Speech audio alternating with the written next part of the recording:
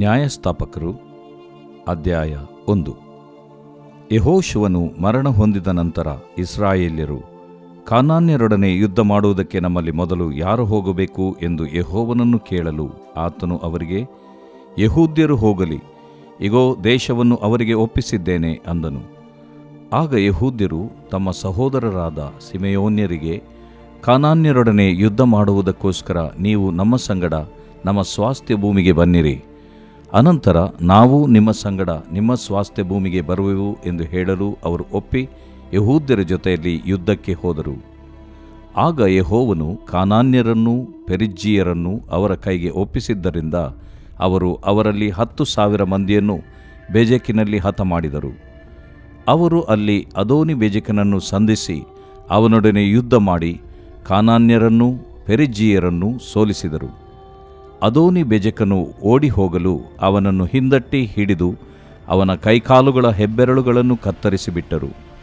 ಆಗ ಅದೋನಿ ಬೆಜೆಕನು, ನಾನು ಕೈಕಾಲುಗಳ ಹೆಬ್ಬೆರಳುಗಳನ್ನು ಕತ್ತರಿಸಿಬಿಟ್ಟ 70 ಮಂದಿ ಅರಸರು ನನ್ನ ಮೇಜಿನ ಕೆಳಗೆ ಬೀಳುವ ಚೂರುಗಳನ್ನು ಕೂಡಿಸಿಕೊಂಡು ತಿನ್ನುತ್ತಿದ್ದರು, ನಾನು ಅವರಿಗೆ ಮಾಡಿದಂತೆಯೇ ದೇವರು ನನಗೆ ಮಾಡಿದ್ದಾನೆ ಅಂದನು. ಅವರು ಅವನನ್ನು ಯೆರೂಸಲೇಮಿಗೆ ತೆಗೆದುಕೊಂಡು ಬರಲು ಅಲ್ಲಿ ಸತ್ತನು.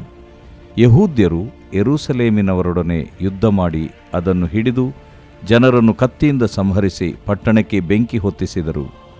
ತರುವಾಯ ಅವರು ಹೋಗಿ ಪರ್ವತ ಪ್ರದೇಶ, ದಕ್ಷಿಣ ಸೀಮೆ, ಇಳಕಲಿನ ಪ್ರದೇಶ ಇವುಗಳಲ್ಲಿದ್ದ ಕಾನಾನ್ಯರೊಡನೆ ಯುದ್ಧ ಮಾಡಿದರು. ಅವರು ಮುಂಚೆ ಕಿರ್ಯತರ್ಬ ಎಂಬ ಹೆಸರಿದ್ದ ಹೆಬ್ರೋನಿಗೆ ಹೋಗಿ ಅಲ್ಲಿದ್ದ ಕಾನಾನ್ಯರ ಮೇಲೆ ಬಿದ್ದು ಅವರಲ್ಲಿ ಶೇಷೈ, ಅಹೀಮನ್, ತಲ್ಮೈ ಎಂಬವರನ್ನು ಹೊಡೆದು ಬಿಟ್ಟರು. ಅಲ್ಲಿಂದ ದೆಬೀರಿನವರಿಗೆ ವಿರೋಧವಾಗಿ ಹೋದರು. ದೆಬೀರಕ್ಕೆ ಮುಂಚೆ ಕಿರ್ಯತ್ ಸೇಫೆರ್ ಎಂಬ ಹೆಸರಿತ್ತು.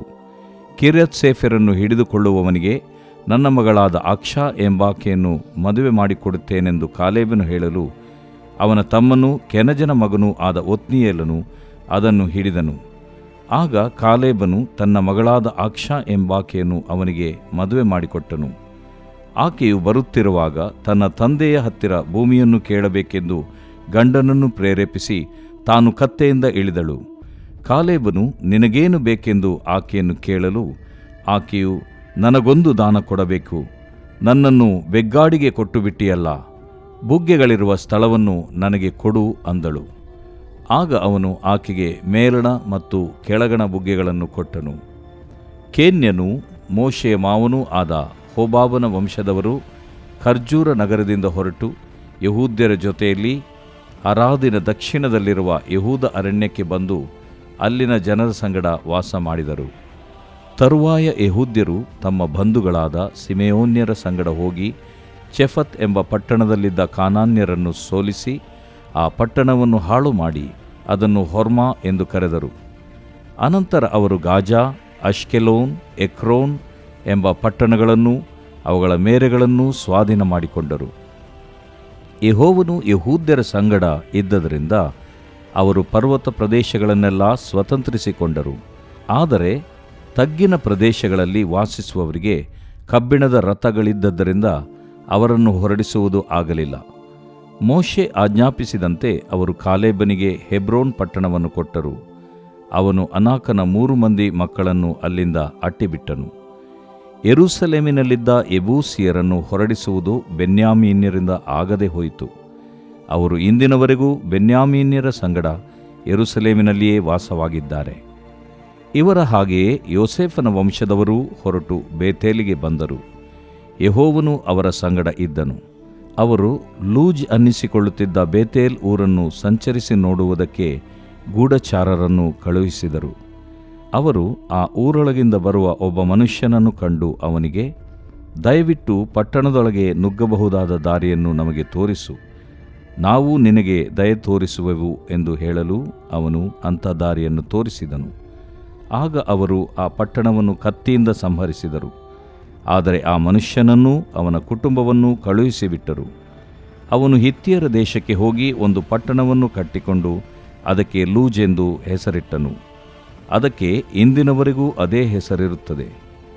ಮನಸ್ಸೆಯವರು ಬೇತ್ಷೆಯಾನ್, ತಾನಾಕ್, ದೋರ್, ಇಬ್ಲೆಯಾಮ್, ಮೆಗಿದ್ದೋ ಎಂಬ ಪಟ್ಟಣಗಳನ್ನೂ ಅವುಗಳ ಗ್ರಾಮಗಳನ್ನು ಸ್ವಾಧೀನ ಮಾಡಿಕೊಳ್ಳಲಿಲ್ಲ.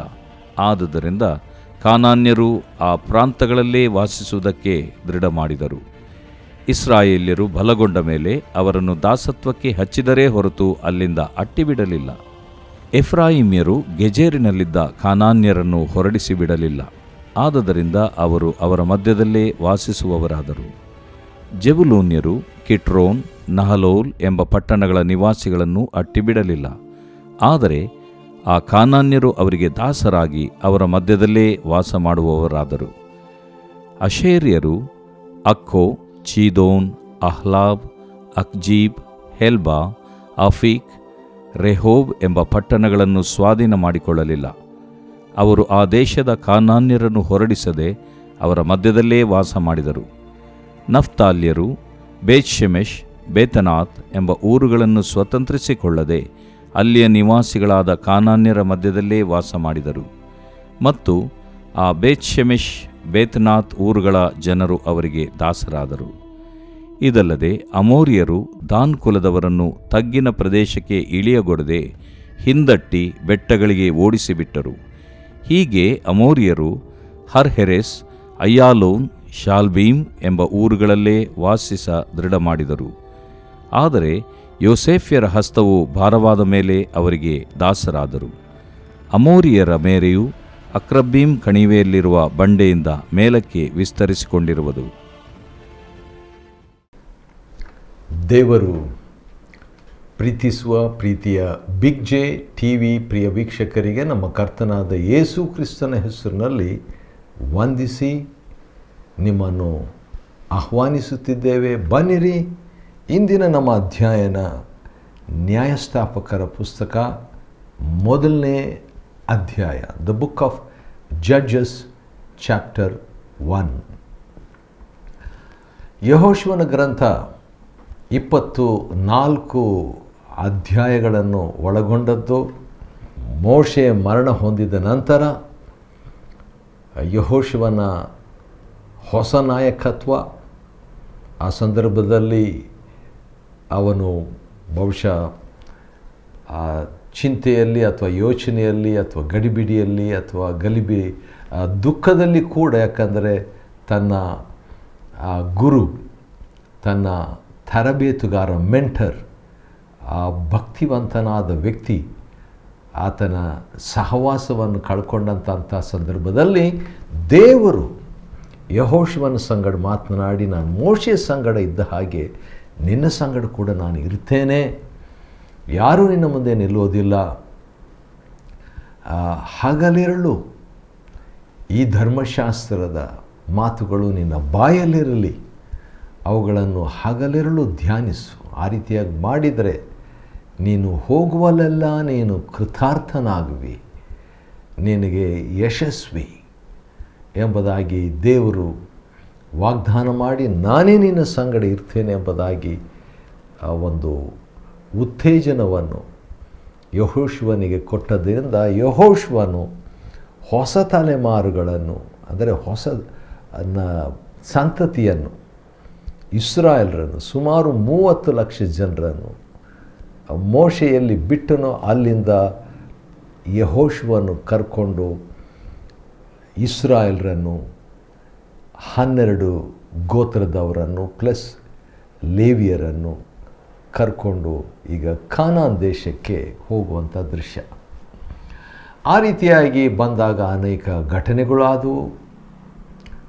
ಆ ರೀತಿಯಾಗಿ ಆಗಿದ್ದಾಗ್ಯೂ ಕೂಡ ಆ ಯಶಸ್ವಿ 31 ಅರಸರ ಮೇಲೆ ಯುದ್ಧ ಮಾಡಿ ಗೆದ್ದ ಭಕ್ತನು ಯೆಹೋಶುವನು. ಒಂದು ಸಾರಿ 5 ಅರಸರು ಒಂದೇ ಸಾರಿ ಯುದ್ಧಕ್ಕೆ ಬಂದಾಗ ಕೂಡ ಯೆಹೋಶುವನು, ಸೂರ್ಯನೇ ನೀನು ಗಿಬ್ಯೋನಿನಲ್ಲಿ ನಿಲ್ಲು, ಚಂದ್ರನೇ ನೀನು ಐಲೋನ್ನಲ್ಲಿ ತಗ್ಗಿನಲ್ಲಿ ನಿಲ್ಲು ಎಂಬುದಾಗಿ ಹೇಳಿ ಭೂಮಿಯನ್ನೇ ನಿಲ್ಲಿಸಿಬಿಟ್ಟಂಥ ಆ ಯೆಹೋಶುವನು.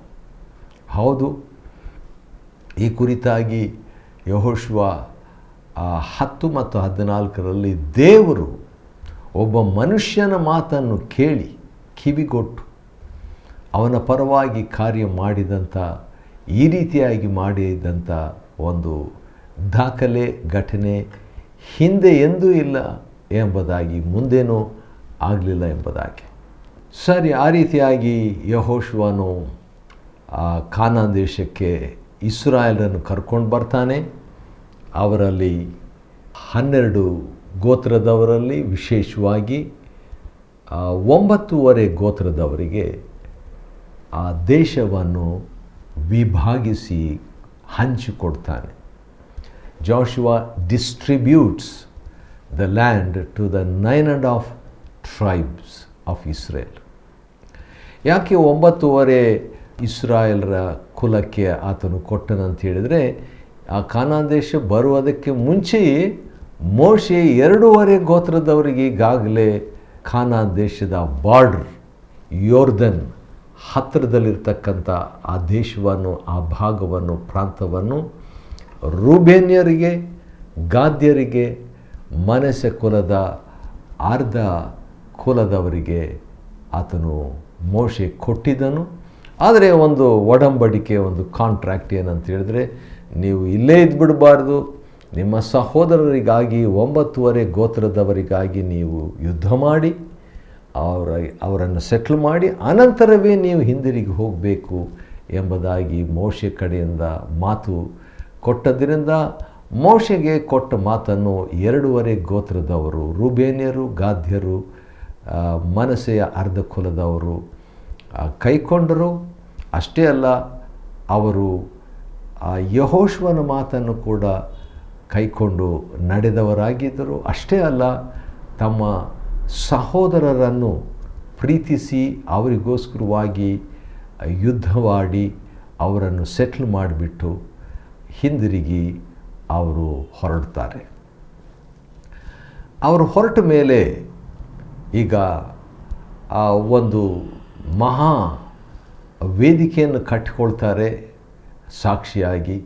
ಅದನ್ನು 9 ಗೋತ್ರದವರು ಅಪಾರ್ಥ ಮಾಡಿಕೊಂಡು ತಮ್ಮದೇ ಆದ ಬೇರೆ ಒಂದು ಸಭಾ ವಿಭಾಗ, ಡಿನಾಮಿನೇಷನ್ ಅಥವಾ ಬೇರೆ ಒಂದು ಗುಂಪು ಸ್ಟಾರ್ಟ್ ಮಾಡಿಬಿಟ್ಟಿದ್ದಾರೆ ಅಂತ ಹೇಳ್ಬಿಟ್ಟು 9 ಗೋತ್ರದವರು ಅವರ ಮೇಲೆ ಯುದ್ಧಕ್ಕೆ ಬರಬೇಕಂತ ಸನ್ನದ್ಧರಾಗಿರ್ತಾರೆ. ಅಷ್ಟರೊಳಗೆ ಅವರು ಒಂದು ಒಳ್ಳೆ ಕೆಲಸ ಮಾಡ್ತಾರೆ. ಅದೇನಂತ ಹೇಳಿದ್ರೆ, ಆರೋನ್ ಮಹಾಯಾಜಕನಾದ ಆರೋನ್ನ ಮಗನಾದ ಎಲಾಜಾರ್ ಆವಾಗ ಮಹಾಯಾಜಕನಾಗಿರ್ತಾನೆ. ಮಹಾಯಾಜಕನಾದ ಎಲಾಜಾರ್ನ ಮಗನಾದ ಪಿನಿಹಾಸನನ್ನು ಕಳಿಸ್ಕೊಡ್ತಾರೆ. ಆ ಪಿನಿಹಾಸನ ಜೊತೆಯಲ್ಲಿ ಇನ್ನೊಂದು 10 ಜನರು, ಒಂದೊಂದು ಗೋತ್ರಕ್ಕೆ ಒಬ್ಬರಂತೆ 9 ಗೋತ್ರದವರು 10 ಪ್ರಭುಗಳನ್ನು, ಅಧಿಕಾರಿಗಳನ್ನು, ನಾಯಕರನ್ನು ಕಳಿಸ್ತಾರೆ. 11 ಜನರು ಹೋಗಿ, ಯಾಕೆ ನೀವು ಈ ರೀತಿಯಾಗಿ ದೇವರನ್ನು ಬಿಟ್ಟು ಹೋಗಿದ್ದೀರಿ ಅಂತ ಹೇಳ್ಬಿಟ್ಟು 11 ಜನರು 2 ಗೋತ್ರದವ್ರ ಹತ್ರ ವಿಚಾರಿಸಿದಾಗ ಅವ್ರು ಹೇಳಿದ್ರು, ನಾವು ದೇವರಿಗೆ ಯಜ್ಞವೇದಿಯನ್ನು ಕಟ್ಟಲಿಲ್ಲ, ಆದರೆ ಒಂದು ಸಾಕ್ಷಿಯಾಗಿ ಮಕ್ಕಳಿಗೆ, ಮುಂದಿನ ತಲೆಮಾರಿಗೆ ಒಂದು ಸಾಕ್ಷಿಯಾಗಿ ಇದನ್ನು ನಾವು ನಿಲ್ಲಿಸಿದ್ದೀವಿ ಅಂತ ಹೇಳ್ಬಿಟ್ಟು ಸಾಕ್ಷಿ ಎಂಬ ವೇದಿಕೆಯನ್ನು ಕಟ್ಟಿದ್ದೀವಿ ಅಂತ ಹೇಳಿದಾಗ ಅವರು ಸಂತೋಷಪಟ್ಟು ಹಿಂದಿರುಗಿ ಬರ್ತಾರೆ. ಬಂದು ಇಸ್ರಾಯೇಲರ ಜೊತೆಯಲ್ಲಿ, ಅಂದರೆ 9 ಗೋತ್ರದವ್ರಿಗೆ ಹೇಳಿದಾಗ ಅವ್ರಿಗೆ ಕೂಡ ಬಹಳ ಸಂತೋಷ ಪಡ್ತಾರೆ. ಸ್ವಲ್ಪ ಅಲ್ಲ, ಬಹಳ ಸಂತೋಷ ಪಡ್ತಾರೆ. ಕೊನೆಗೆ ಏನಾಗ್ತದೆ, ಹೀಗೆ ಸಂತೋಷವಾಗಿ 2 ಕಡೆಯವರು ಇರ್ತಾರೆ. ಆ ರೀತಿಯಾಗಿದ್ದಾಗ ಭಾಳ ದಿನಗಳಾದ ಮೇಲೆ ಯೆಹೋಶುವನು ಕರೆದು, ಇಸ್ರಾಯೇಲರನ್ನು ಕರೆದು, ಆ ನಾಯಕರನ್ನು ಕರೆದು, ನ್ಯಾಯಾಧಿಪತಿಗಳನ್ನು ಕರೆದು ತನ್ನ ಒಂದು ಕೊನೆಯ ಸಂದೇಶವನ್ನು ಕೊಡಬೇಕಂತ ಕೊಡ್ತಾನೆ. ಕೊಡುವಾಗ ಅವನು ಹೆಚ್ಚಾಗಿ ಯೆಹೋವನು ಯೆಹೋವನು ಯೆಹೋವನಂತ ಸುಮಾರು 11 ಸಾರಿ ಆ ದೇವರ ಬಗ್ಗೆನೇ, ಯುದ್ಧ ಮಾಡಿದ್ದ ಆತನೇ ಅಂತ ಹೇಳ್ಬಿಟ್ಟು ಒಂದು ಸಾಕ್ಷಿಯಾಗಿ, ಸಾಧನವಾಗಿ 23ನೇ ಅಧ್ಯಾಯದಲ್ಲಿ ಹೇಳ್ತಾನೆ. 24ನೇ ಅಧ್ಯಾಯದಲ್ಲಿ ಇನ್ನೊಂದು ಕೊನೆಯ ಸಂದೇಶ ಕೊಡುವಾಗ ಮೇಯ್ನಾಗಿ ಆತನು ಹೇಳ್ತಾನೆ, ಯೆಹೋಶುವನು, ನಾನು ನನ್ನ ಮನೆಯವರು ಯೆಹೋವನನ್ನೇ ಸೇವಿಸುವೆವು ಎಂಬುದಾಗಿ ಹೇಳಿದಾಗ, ನಾವು ಕೂಡ ಹಾಗೆಯೇ ಆತನನ್ನೇ ಸೇವಿಸುವೆವು ಎಂಬುದಾಗಿ ಅವರು ಕೂಡ ಮಾತು ಕೊಡ್ತಾರೆ, ಒಡಂಬಡಿಕೆ ಮಾಡಿಕೊಳ್ತಾರೆ. 110 ವಯಸ್ಸಿದ್ದಾಗ ಯೆಹೋಶುವನು ಮರಣ ಹೊಂದುತ್ತಾನೆ. ಅವನು ಮರಣ ಹೊಂದಿದ ನಂತರ ಆ ಮಹಾಯಾಜಕನಾದ ಎಲ್ಲಾಜಾರನು ಕೂಡ ಮರಣ ಹೊಂದುತ್ತಾನೆ. ಆ ಸಂದರ್ಭದಲ್ಲಿ ಐಗುಪ್ತ ದೇಶದಿಂದ ತಂದ ಯೋಸೇಫನ ಎಲುಬುಗಳನ್ನು ಕೂಡ ಅವರು ತಕ್ಕೊಂಡು ಬಂದಿರ್ತಾರೆ. ಆನಂತರ ಯೆಹೋಶುವನು ಮರಣ ಹೊಂದಿದ ನಂತರ ಇಸ್ರಾಯೇಲರೀಗ ನಾವು ನಮ್ಮ ಕೆಲಸ ಮಾಡಬೇಕು, ಯಾರ ಹತ್ರ ಯುದ್ಧ ಮಾಡಲಿಕ್ಕೆ ಹೋಗೋಣ ಅಂತ ದೇವ್ರನ್ನ ವಿಚಾರಿಸ್ತಾರೆ. ಇಸ್ರಾಯೇಲರು ಹೇಗೆ ದೇವ್ರನ್ನ ವಿಚಾರಿಸಿದ್ರು ಗೊತ್ತಿಲ್ಲ. ಯೆಹೋಶುವನು ಇನ್ನೊಬ್ಬ ನಾಯಕನನ್ನು ಟ್ರೈನ್ ಮಾಡಿ ಹೋಗಿರಲಿಲ್ಲ. ಆದ ಕಾರಣ ಇವರಾಗಿಯೇ ಇಸ್ರಾಯೇಲರು 9 ಗೋತ್ರದವರು ದೇವರ ಹತ್ರ ವಿಚಾರಿಸ್ತಾರೆ, ಯಾರು ಈ 9 ಅಥವಾ 10 ಗೋತ್ರದವರಲ್ಲಿ ಯಾರು ಯುದ್ಧಕ್ಕೆ ಹೋಗಬೇಕು ಕಾನಾನ್ಯರೊಡನೆ ಅಂತ ಕೇಳಿದಾಗ ದೇವರು ತಕ್ಷಣವೇ ಯೆಹೂದ್ಯರು ಹೋಗಲಿ ಎಂಬುದಾಗಿ ಹೇಳ್ತಾನೆ. ರೂಬೇನ್ಯರು, ಗಾದ್ಯರು, ಮನಸ್ಸಿಯರು ಈಗಾಗಲೇ ಆಚೆ ದೂರದಲ್ಲಿದ್ದಾರೆ, ಯೋರ್ದನ್ ಆಚೆ ಇದ್ದಾರೆ. ಆದರೆ ಉಳಿದಂಥ 9 ಗೋತ್ರದವರಲ್ಲಿ ಯಾರು ಹೋಗಬೇಕು ಯುದ್ಧಕ್ಕೆ ಮೊದಲು ಅಂತ ಹೇಳಿದಾಗ ಯಹೂದ ಎಂಬುದಾಗಿ ಭಕ್ತ ಸಿಂಗ್ ಎಂಬ ಮಹಾಭಕ್ತರು ಇದರ ಬಗ್ಗೆ ಒಂದು ಮಾತು ಹೇಳಿದ್ದು ನೆನಪಿಗೆ ಬರ್ತದೆ. ಅದೇನಂತ ಹೇಳಿದರೆ, ಯಹೂದ ಅಂತ ಹೇಳಿದರೆ ಸ್ತೋತ್ರ, ಯುದ್ಧಕ್ಕೆ ಮೊದಲು ಸ್ತೋತ್ರ ಹೋಗಬೇಕು. ಯುದ್ಧಕ್ಕೆ ಮುಂಚೆ ಆತ್ಮಿಕ ವೈರಿಯ ಜೊತೆಯಲ್ಲಿ ಯುದ್ಧ ಮಾಡಬೇಕಾದರೆ ಆತ್ಮಭರಿತರಾಗಿ ಸ್ತೋತ್ರ ಹೇಳುವವರಾಗಿರಬೇಕು. ಆಗ ಯುದ್ಧ ಸನ್ನದ್ಧರಾಗಿ ಗೆದ್ದವರಾಗ್ತೇವೆ ಎಂಬಂಥ ಮಾತು ನೆನಪಿಗೆ ಬರ್ತದೆ. ಇಸ್ರಾಯೇಲರು ದೇವರನ್ನು ಕೇಳಿದರು, ಯೆಹೋವನನ್ನು ಕೇಳಿದರು. ಯೆಹೋವನು ಯಹೂದ್ಯರು ಅಂದರೆ ಯಹೂದ ಕುಲದವರು ಎಂಬುದಾಗಿ ಹೇಳ್ತಾರೆ. ಅವರು ಮೊದಲು ಹೋಗಲಿ ಯುದ್ಧಕ್ಕಂತ. ಯಹೂದ ಕುಲದವರು ಏನು ಮಾಡ್ತಾರೆ ಅಂತ ಹೇಳಿದ್ರೆ, ಅವರು ಸಿಮೆಯೋನರಿಗೆ ಏನಂತ ಹೇಳ್ತಾರೆ, ಕಾನಾನ್ಯರೊಡನೆ ಯುದ್ಧ ಮಾಡುವುದಕ್ಕೋಸ್ಕರ ನೀವು ನಮ್ಮ ಸಂಗಡ ನಮ್ಮ ಸ್ವಾಸ್ಥ್ಯ ಭೂಮಿಗೆ ಬನ್ನಿರಿ ಎಂಬುದಾಗಿ ಅವರನ್ನು ಕರ್ಕೊಂಡು ಹೋಗ್ತಾರೆ. ಇದರಿಂದ ನಾವು ಕಲಿತಕ್ಕಂಥ 1-2 ಪಾಠ ಏನಂತ ಹೇಳಿದರೆ, ದೇವರು ಒಂದು ಗೋತ್ರದವರು ಹೋಗಲಿ ಅಂತ ಹೇಳಿದಾಗ ಇನ್ನೊಂದು ಗೋತ್ರದವರು ಅಂದರೆ ಯಹೂದ ಗೋತ್ರದವರು ಸಿಮೆಯೋನರನ್ನು ಕರ್ಕೊಂಡು ಹೋಗೋದರಲ್ಲಿ ಸಮಸ್ಯೆ ಇಲ್ಲ. ಅದು ಅವರ ಆಯ್ಕೆ, ಅವರ ಇಷ್ಟ. ಕೊನೆಗೆ ಅವರು ಹೋಗಿ 10,000 ಮಂದಿಗಿಂತಲೂ ಹೆಚ್ಚು ಜನರನ್ನು ಸೋಲಿಸಿ ಅವರನ್ನು ಸಂಹರಿಸಿ ಕೊನೆಗೆ ಒಬ್ಬ ರಾಜನನ್ನು ಅವರು ಸೆರೆ ಹಿಡಿತಾರೆ. ಆ ರಾಜನ ಹೆಸರು ಏನಂತ ಹೇಳಿದ್ರೆ ಅದೋನಿ ಬೆಜೆಕನು ಅಂತ ಹೇಳ್ಬಿಟ್ಟು ಅದೋನಿ ಬೆಜೆಕನನ್ನು ಅವರು ಅರೆಸ್ಟ್ ಮಾಡ್ತಾರೆ. ಅದೋನಿ ಬೆಜೆಕನು ಅಂತೇಳಿ, ಅದೋನಿ ಅಂತ ಹೇಳಿದ್ರೆ ಲಾರ್ಡ್, ಕರ್ತನ್ ಅಂತ ಹೇಳ್ಬಿಟ್ಟು, ಬೆಜೆಕ್ ಅಂತ ಹೇಳಿದರೆ ಮಿಂಚಿನ ಒಡೆಯನು ಎಂಬುದಕ್ಕೆ ದ ಲಾರ್ಡ್ ಆಫ್ ಲೈಟ್ನಿಂಗ್ಸ್ ಎಂಬಂಥ ವ್ಯಕ್ತಿ. ಈ ಒಬ್ಬ ರಾಜನ ಬಗ್ಗೆ ನೋಡುವಾಗ ಈ ಅದೋನಿ ಬೆಜೆಕನ್ ಏನು ಮಾಡಿರ್ತಾನಂದರೆ, ಇನ್ನಷ್ಟು 70 ಮಂದಿ ಅರಸರನ್ನು ಹಿಡಿದು ಅವರ ಕೈ ಬೆರಳು ಕಾಲು ಬೆರಳುಗಳನ್ನು ಕತ್ತರಿಸಿರ್ತಾನೆ ರೀ ಅವನು. ಹಾಗಾದರೆ ಭಾಳ ಶಕ್ತಿವಂತನಾದ ವ್ಯಕ್ತಿ ಈ ಅದೋನಿ ಬೆಜೆಕನು, ದ ಲಾರ್ಡ್ ಆಫ್ ಲೈಟ್ನಿಂಗ್, ಮಿಂಚಿನಂಥ ಅರಸನು. ಅವನು 70 ಮಂದಿ ಅರಸರಿಗೆ ಆ ರೀತಿಯಾಗಿ ಮಾಡುವಾಗ ಇಸ್ರಾಯೇಲರು, ವಿಶೇಷವಾಗಿ ಯಹೂದ ಮತ್ತು ಸಿಮಿಯೋನ್ ಆ ಕುಲದವರು ಅವನನ್ನು ಹಿಡ್ಕೊಂಡು ಬಂದು ಯೆರೂಸಲೇಮಿಗೆ ತಗೊಂಡು ಬರ್ತಾರೆ. ಆದರೆ ಅವನು ಯೆರೂಸಲೇಮಿನಲ್ಲಿ ಸತ್ತು ಹೋಗ್ತಾನೆ. ಈ ರೀತಿಯಾಗಿ ಮುಂದುವರಿತಾರೆ 9 ಗೋತ್ರದವರು ಇಸ್ರಾಯೇಲರು. ಈಗ ಇಸ್ರಾಯೇಲರಿಗೆ ಒಂದು ಹೆಸರು ಚೇಂಜ್ ಆಗ್ತದೆ. ಯಾಕಂದರೆ 8ನೇ ವಚನದಲ್ಲಿ ನ್ಯಾಯಸ್ಥಾಪಕರ ಪುಸ್ತಕ 1ನೇ ಅಧ್ಯಾಯದಲ್ಲಿ ಯಹೂದ್ಯರು ಅಂತ ಬರ್ತದ್ರಿ. ಇಸ್ರಾಯೇಲರು ಅಂತ ಬಂದಿತ್ತು, ಈಗ ಯಹೂದ್ಯರು ಅಂತ ಹೇಳ್ಬಿಟ್ಟು ಅಲ್ಲಿ ಬಂದಿದೆ. ಮತ್ತು 19ನೇ ವಚನದಲ್ಲಿ ಕೂಡ ಯಹೂದ್ಯರು ಎಂಬುದಾಗಿ ಹೇಳಲಾಗಿದೆ. ಇರಲಿ, ಆದ ಕಾರಣ ಯಹೂದ್ಯರು ಅಂತ ಹೇಳಿದಾಗ 9 ಗೋತ್ರದವರು ಅಥವಾ ಇಸ್ರಾಯೇಲರು ಎಂಬುದಾಗಿ ಅರ್ಥ. ಯಹೂದ್ಯರು ಯೆರೂಸಲೇಮಿನವರೊಡನೆ ಯುದ್ಧ ಮಾಡಿ ಅಂತ 8ನೇ ವಚನ. ನ್ಯಾಯಸ್ಥಾಪಕರು, the book of Judges chapter 1 verse 8, ಯೆರೂಸಲೇಮಿನವರೊಡನೆ ಅಂತ ಹೇಳಿದಾಗ ಇವರು ಇಸ್ರಾಯೇಲ್ರಲ್ಲ, ಯೆರೂಸಲೇಮ್ನಲ್ಲಿ ಇದ್ದಂಥ ಅನ್ಯರ ಜೊತೆಯಲ್ಲಿ ಯಹೂದ್ಯರು ಯುದ್ಧ ಮಾಡಿ ಅದನ್ನು ಹಿಡಿದು ಜನರನ್ನು ಅವರು ಸಂಹರಿಸಿ ಕೊನೆಗೆ ಅವರು ಜಯದಿಂದ ಜಯಕ್ಕೆ ಸಾಕ್ತಾರೆ. ಒತ್ನಿಯೇಲನ ಬಗ್ಗೆ ಕೂಡ ಅಲ್ಲಿ ಹೇಳಲಾಗಿದೆ. ನ್ಯಾಯಸ್ಥಾಪಕರಲ್ಲಿ ಒತ್ನಿಯೇಲನು ಕೂಡ ಒಬ್ಬ ವ್ಯಕ್ತಿ ಆಗಿರ್ತಾನೆ. ಅನಂತರ ಅದರ ಬಗ್ಗೆ ನಾವು ನೋಡೋಣ.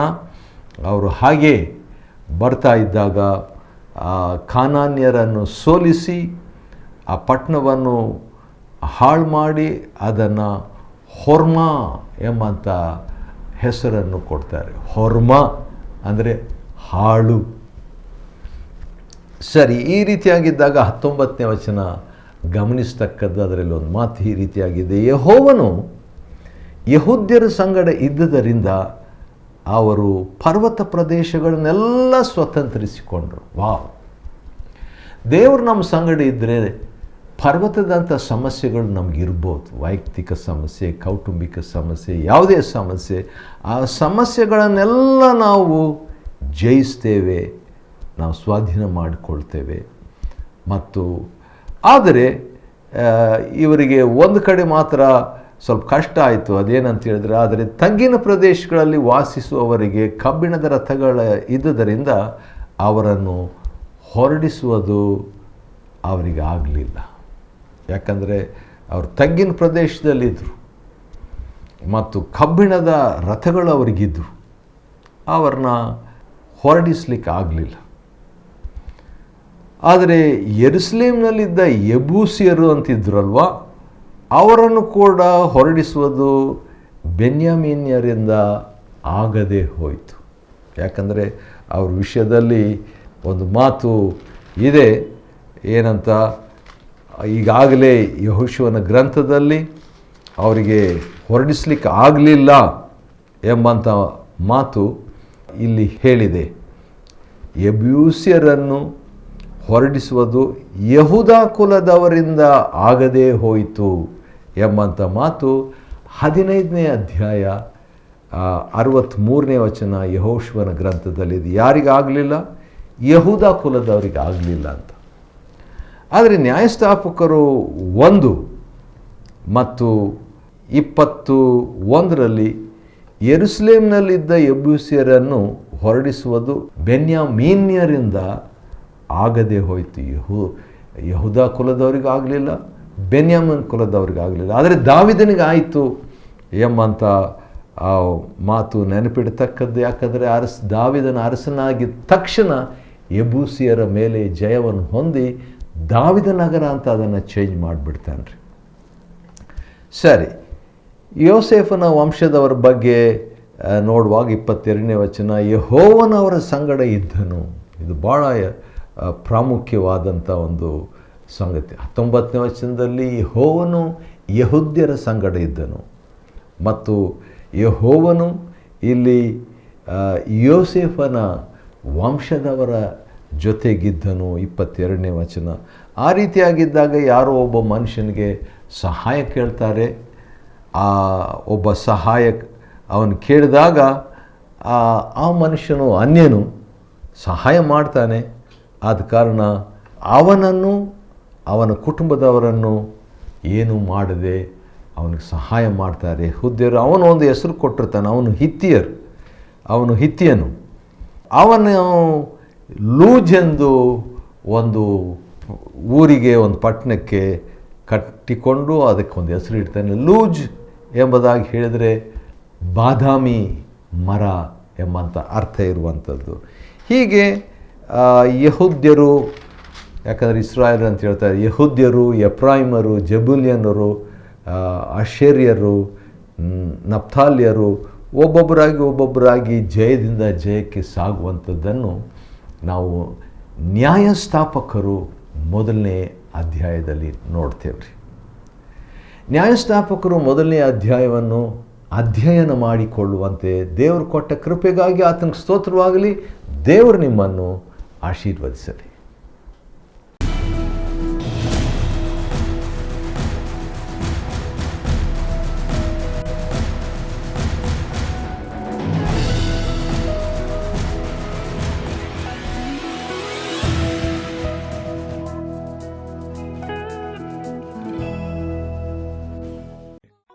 The Book of Judges, chapter 1. Now after the death of Joshua it came to pass that the children of Israel asked the Lord, saying, Who shall go up for us against the Canaanites first, to fight against them?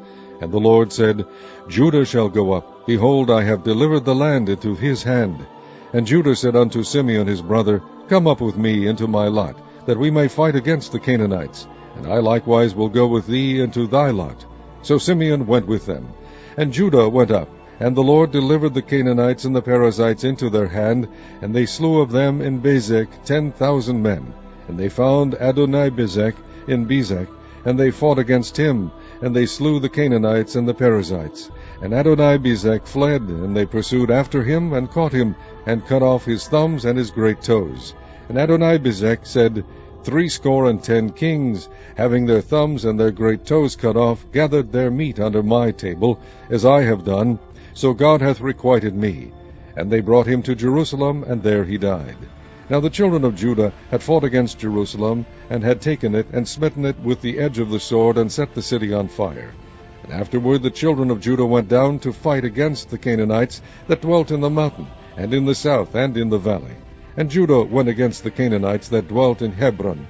Now the name of Hebron before was Kirjath-arba, and they slew Shishai, and Ahiman, and Talmai. And from thence he went against the inhabitants of Debir. And the name of Debir before was Kirjath-sepher. And Caleb said, He that smiteth Kirjath-sepher, and taketh it, to him will I give Achsah my daughter to wife.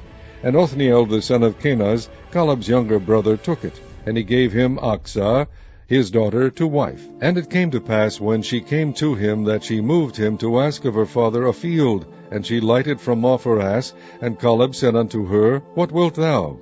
And she said unto him, Give me a blessing, for thou hast given me a south land. Give me also springs of water. And Caleb gave her the upper springs and the nether springs. And the children of the Kenite, Moses' father-in-law, went up out of the city of palm trees with the children of Judah into the wilderness of Judah, which lieth in the south of Arad, and they went and dwelt among the people. And Judah went with Simeon his brother, and they slew the Canaanites that inhabited Zephath, and utterly destroyed it. And the name of the city was called Hormah. Also Judah took Gaza with the coast thereof, and Ashkelon with the coast thereof, and Ekron with the coast thereof. And the Lord was with Judah, and he drave out the inhabitants of the mountain, but could not drive out the inhabitants of the valley, because they had chariots of iron. And they gave Hebron unto Caleb, as Moses said, and he expelled thence the 3 sons of Anak. And the children of Benjamin did not drive out the Jebusites that inhabited Jerusalem, but the Jebusites dwell with the children of Benjamin in Jerusalem unto this day. And the house of Joseph, they also went up against Bethel, and the Lord was with them. And the house of Joseph sent to describe Bethel. Now the name of the city before was Luz. And the spies saw a man come forth out of the city, and they said unto him, Shew us, we pray thee, the entrance into the city, and we will shew thee mercy. And when he shewed them the entrance into the city, they smote the city with the edge of the sword, but they let go the man and all his family. And the man went into the land of the Hittites, and built a city, and called the name thereof Luz, which is the name thereof unto this day. Neither did Manasseh drive out the inhabitants of Bethshean and her towns, nor Teanach and her towns, nor the inhabitants of Dor and her towns, nor the inhabitants of Ibleam and her towns, nor the inhabitants of Megiddo and her towns. But the Canaanites would dwell in that land. And it came to pass, when Israel was strong, that they put the Canaanites to tribute, and did not utterly drive them out. Neither did Ephraim drive out the Canaanites that dwelt in Gezer, but the Canaanites dwelt in Gezer among them. Neither did Zebulun drive out the inhabitants of Kitron, nor the inhabitants of Nehalol, but the Canaanites dwelt among them, and became tributaries. Neither did Asher drive out the inhabitants of Acho, nor the inhabitants of Zidon, nor of Ahlab, nor of Akzib, nor of Helba, nor of Aphek, nor of Rehob. But the Asherites dwelt among the Canaanites, the inhabitants of the land, for they did not drive them out. Neither did Naphtali drive out the inhabitants of Bethshemesh, nor the inhabitants of Beth-anath. But he dwelt among the Canaanites, the inhabitants of the land. Nevertheless the inhabitants of Bethshemesh and of Beth-anath became tributaries unto them. And the Amorites forced the children of Dan into the mountain, for they would not suffer them to come down to the valley. But the Amorites would dwell in Mount Heres, in Aijalon, and in Shaalbim, Yet the hand of the house of Joseph prevailed so that they became tributaries. And the coast of the Amorites was from the going up to Akrabim, from the rock and upward.